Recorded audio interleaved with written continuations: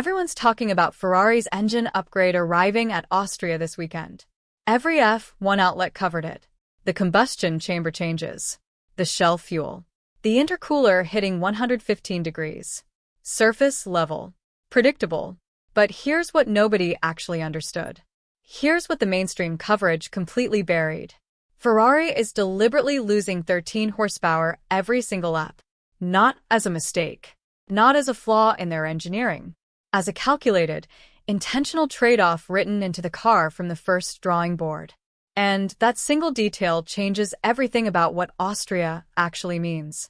The narrative you've been fed is simple. Ferrari's upgrading the engine. Closing the gap to Mercedes. End of story. That's wrong. And I'm going to show you exactly why. This is Athlexa Report. Let's dig into the engineering nobody else understands. Before the 2026 season even started, Ferrari made a fundamental call about their power unit. A choice between two turbocharged philosophies. Mercedes went big. Larger turbo. More peak horsepower. Higher top-end speed on the straights. Willing to sacrifice spool-up speed for pure power delivery. Ferrari went small. Faster spool. Explosive acceleration off slow corners and standing starts. Trading peak horsepower for immediate traction and launch performance. That decision made complete sense in pre-season. Standing starts decide championships. A car that loses 3 positions off the line faces dirty air, compromised strategy, and lost points before the first lap is even halfway done. Then the FIA changed the pre-start procedure mid-season. Safety concerns. That's what they cited. But here's the consequence nobody's talking about. That rule change neutralized the standing start advantage Ferrari had built their entire turbo strategy around. The straight-line power deficit remained. The advantage it was supposed to compensate for had just been reduced. Ferrari's engineers woke up to a problem they couldn't have predicted. A regulatory intervention that invalidated the core logic behind one of their biggest architectural decisions. So now Ferrari runs a smaller turbo. Worse peak power. Better launch. Except the launch advantage is gone. The power deficit is still there. But that's only half the story. Ferrari is also running a device called the FTM. It's an exhaust blocking fin mounted behind the diffuser. What it does is genius. It uses the car's own exhaust gases to energize the airflow over the diffuser and toward the rear wing. Creates massive rear downforce. The kind of downforce that allowed Hamilton to be 4/10 faster than Russell through Barcelona's most aerodynamically demanding corners. Pure technical brilliance. Here's the cost. Creating back pressure in the exhaust, which is exactly what an exhaust blocking device does. And back pressure means the engine can't expel waste gases efficiently. That limitation costs Ferrari approximately 13 brake horsepower per lap. 13, not a rounding error. At Red Bull Ring, where the speed trap matters, that's measurable in real timing data. Every time a Ferrari driver reaches a straight and watches a Mercedes pull away despite the Ferrari being faster through every corner, that's partly the 13 horsepower tax they're paying. Ferrari made the judgment that the aerodynamic gain was worth more than the power cost. And Barcelona proved them right. But understand what that means for this weekend. Ferrari isn't removing the FTM device. That car that was faster through every corner? Same chassis traveling to Spielberg. Same exhaust device.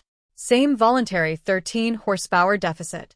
The engine upgrade coming this weekend is attempting to add horsepower on top of a baseline that is already deliberately 13 horsepower lighter than it could be. Now here's where it gets interesting. Ferrari's total power deficit to Mercedes sits between 40 and 45 horsepower. Multiple sources with direct access to Ferrari's engine program confirm it. And it's consistent with what Fred Vasseur acknowledged publicly. The Austria upgrade is targeting 4 to 5 horsepower from combustion chamber changes and turbo internals, plus 2 to 3 additional horsepower from Shell's new fuel formulation. Combined estimate, 6 to 8 horsepower, against a 40 to 45 horsepower deficit. 6 to 8 horsepower is not a solution. It's a starting point. Ferrari's engineers have been explicit about this. Austria is described internally as the validation phase. First real-world confirmation that the hot engine concept performs as expected. that the shell fuel chemistry behaves under race conditions the way the Hamburg laboratory predicted, that the combination of mechanical and chemical changes integrates reliably across a full Grand Prix distance without compromising durability.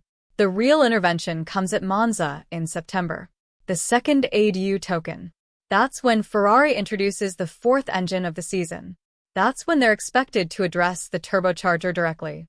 That's when the larger portion of their combined 30 horsepower target arrives. Think about that number. 30 horsepower across 2 phases, against a 40 to 45 horsepower deficit. Even if Ferrari executes perfectly at both Austria and Monza, they arrive at the end of the season closer to Mercedes. But not at par. A residual gap that the chassis has to cover. That Hamilton's Racekraft has to cover. The same stuff that made Barcelona possible. But here's why Austria matters right now. Austria is a reliability test that only 71 race laps can answer. Running an intercooler above 115 degrees stresses every component in Ferrari's cooling architecture harder than anything the season has produced. If both engines finish clean, the step is validated. If one doesn't, Spielberg's failure data becomes the most important diagnostic Ferrari's program has seen all season. Austria is also an ambiguity killer. Barcelona muddied everything. Aerodynamic and engine changes arriving together made separation impossible. Austria removes that. Same chassis that won in Spain. Same FTM device. Same voluntary power deficit. Any improvement in the speed trap belongs purely to the engine and fuel. The data becomes unambiguous.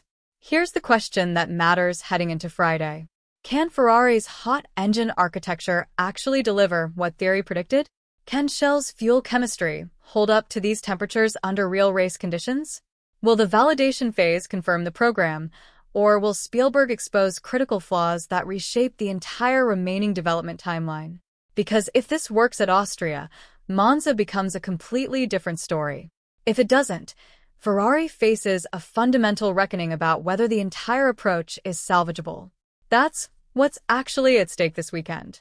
This is the engineering that explains the championship picture, not the simple surface-level narrative about engine upgrades, the deliberate trade-offs, the regulatory curveballs, the 13 horsepower they're paying willingly for aerodynamic supremacy, the 40 to 45 horsepower they still need to recover, the two-phase program that gets them closer but leaves them still chasing. That's Athlexa report. What do you think? Can Ferrari's two-phase program close enough of the gap by the end of the season? Will Austria prove the validation phase works, or will it expose problems that derail the entire strategy? Drop your thoughts in the comments. Let's break this down together. And if you're not already part of the Athlexa report crew, hit that subscribe button. We dig into the engineering stories that everyone else misses.